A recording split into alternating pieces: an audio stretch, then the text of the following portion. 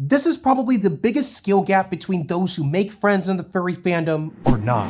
If you want to make friends in this fandom, one of the most important skills that you need to master is the skill of talking. Which might sound weird. We all know how to talk, right? But how well you talk, or more specifically, how you start, hold, and end conversations is really how you unlock those special friend groups in the fandom, and those rude parties, private group chats, and all the other bells and whistles that come with those. Though the good news is, talking is a skill that anyone can learn, which also means that you can break down most conversations into 3 parts and focus on them separately to be a better talker. And it all starts with the intro, which is probably the hardest step. Just saying, "Hi, how are you?" typically isn't enough. It can be pretty awkward on both sides because it requires someone to reset whatever they're doing to talk to you. Instead, merge into what they're already talking about, kind of like a conversation highway. Comment on the shared environment or a conversation that they were just having if that's appropriate. But no matter which route you choose, the most important thing is to match their energy. You don't want to over or underwhelm them. That takes up a lot of cognitive energy that should be spent talking with you.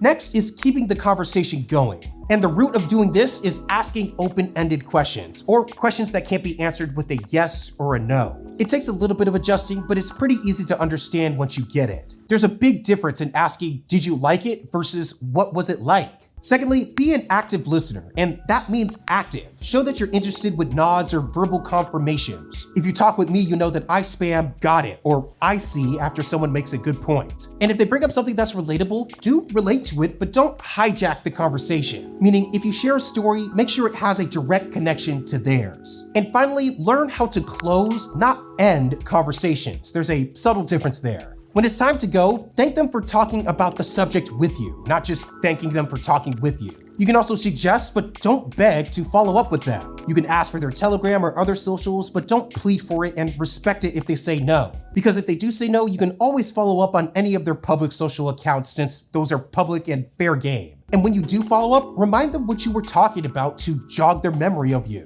Now, I went into a lot more detail in the YouTube video that I made on this topic, but once you get a handle of managing those 3 stages of conversation cleanly, your talking skills will lead you to meeting a lot more cool people in this fandom than you might realize.